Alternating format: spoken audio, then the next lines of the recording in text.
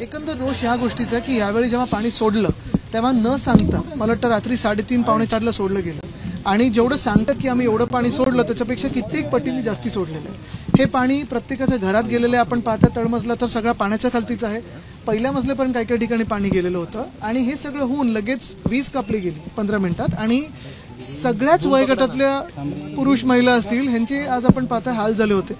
कदाचित आता पंचनामे झालेत, माझ्या कानावर ऐकू येत आहे, पण हे सगळं झाल्यानंतर नुकसान भरपाई जी काही मिळेल ती खरोखर योग्य असेल का जेवढं नुकसान झालंय? आपण पाहतोय कोणाचं अभ्यासाची पुस्तकं वाहून गेलेत, कोणाचं कम्प्युटरचं नुकसान झालंय, कोणाचे कपडे गेलेत, कोणाचं धान्य गेलंय। हे सगळं खरोखर परत मिळवू शकतो का आपण यांच्यासाठी? हा एक विषय झाला। दुसरं म्हणजे डोळ्या देखत इथे ह्या वॉर्डच्या समोर आता 2 वर्ष तर मुंबई असेल, पुणे, ठाणे वगैरे सगळीकडेच आपण पाहतोय निवडणुका झालेल्या नाहीत, स्थानिक लोकप्रतिनिधी नाहीत आणि नगरसेवक नसताना अनेक ठिकाणी एन्क्रोचमेंट होत आहेत, राडारोडा टाकला जातोय। नदी पात्रात देखील आपण मला वाटतं 1-1.5 वर्ष मी सातत्याने सांगत आलेलो आहे की रिव्हरफ्रंट डेव्हलपमेंटच्या नावाखाली साबरमतीचं मॉडेल जे आहे ते कॉपी पेस्ट होतंय। ते गुजरातच्या आर्किटेक्टना पुणे खरोखर कळतंय का? हा देखील एक विषय झालेला आहे आणि म्हणून ह्याच्यातून पुढचा मार्ग काय? बघा काय होतं की अशी घटना घडल्यानंतर अनेक राजकीय व्यक्ती येतात, पाहणी करून जातात, मग काही घोषणा करून जातात, पण ह्याचं पुढचं पाऊल काय? तर आता जो काही रिव्हरफ्रंट डेव्हलपमेंटमध्ये जो काही खर्च होतोय तो खर्च इथे वळवून ह्या आजूबाजूच्या सगळ्या रहिवाशांना आपण काही क्लस्टर डेव्हलपमेंट किंवा वेगळं काही आपण पर्याय शोधू शकतो का? रिटेनिंग वॉल इथे आता मला वॉर्ड ऑफिसरनी सांगितलं प्रस्तावित केली आहे, पण ती कधीपर्यंत प्रस्तावित होणार आहे? म्हणजे तो प्रस्ताव शासनाकडे गेलाय का? शासन मंजुरी मिळाली का? फंड तेवढा आलाय का? फंड कमी पडतोय का? मी त्यांना हेही सांगितलं की फंड कमी पडत असेल आम्हाला सांगा, आम्ही पाठपुरावा करू। पण मुख्य गोष्ट ही आहे की हे सगळं झालं पुढच्या पावसाळ्यापर्यंत। आत्ता जी सद्यस्थिती आहे ती स्थिती अशी आहे की आता हे लोक परत ह्याच भीतीत राहतात की पुन्हा एकदा जर असं पाणी सोडलं गेलं किंवा असा पाऊस पडला तर मग आम्ही करायचं काय? आणि मला वाटतं त्याच्यावर प्रशासनाने किंवा शासनाने उत्तर देणं गरजेचं आहे। सर्वात आता आयुक्तांशी तुमचं बोलणं झालं, आयुक्तांनी काय सांगितलं? लोकांच्या तक्रारी आहेत की नाही, आयुक्तांनी आता तेच सांगितलं की आम्ही पाहतोय बघतोय ते सगळं ठीक आहे हो, पण ह्याच्यात पुढचा ऍक्शन प्लॅन काय?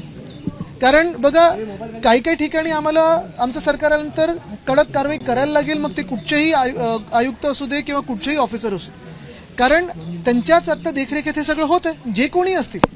कारण गेले 2 वर्ष तर नगरसेवकच नाही आहेत, मग लोकांनी जायचं तरी कोणाकडे?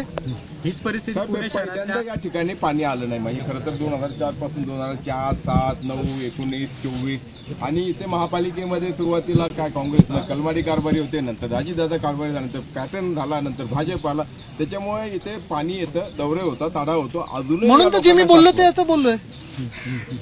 आता मुंबईमध्ये आंदोलन सुरू आहे, तुमच्यावरती आरोप केले गेले चांबोरी मैदान। बघा तो सुपारी पक्ष आहे, त्याच्याकडे मी लक्ष देत नाही। त्यांनी ज्येष्ठ नागरिकांवर आज हल्ला केलेला आहे, तो व्हिडिओ आपण पहा, धक्काबुक्की ज्येष्ठ नागरिकांना केलेली आहे। हे निवडणूक आली की सुरू होतात 2 महिने आणि मग परत झोपलेले असतात।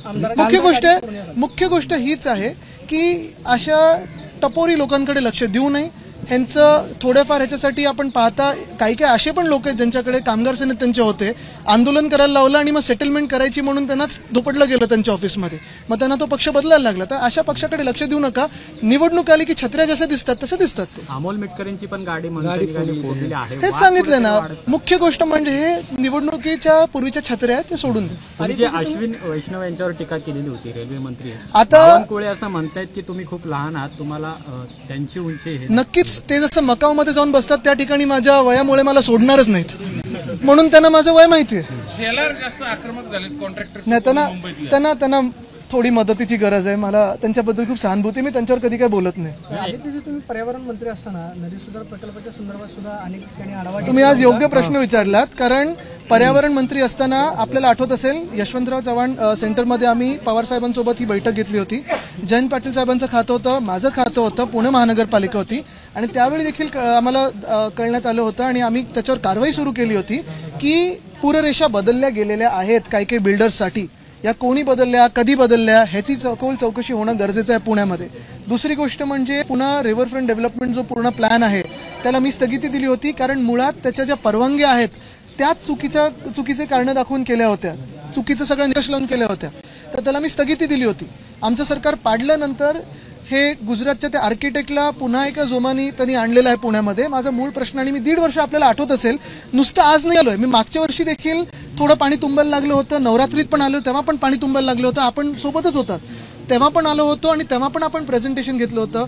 मला वाटतं जानेवारी-फेब्रुवारीमध्ये पण एकदा मी प्रेझेंटेशन दिलं होतं पत्रकारांना की ह्या रिव्हरफ्रंट डेव्हलपमेंटमुळे पुण्याला किती मोठा धोका आहे. मुख्य गोष्ट हीच आहे, आत्ता पण आम्ही रिव्हरफ्रंट डेव्हलपमेंटचं प्रेझेंटेशन आमच्या सगळ्या शिवसेनेच्या पदाधिकाऱ्यांसाठी ठेवलेलं आहे.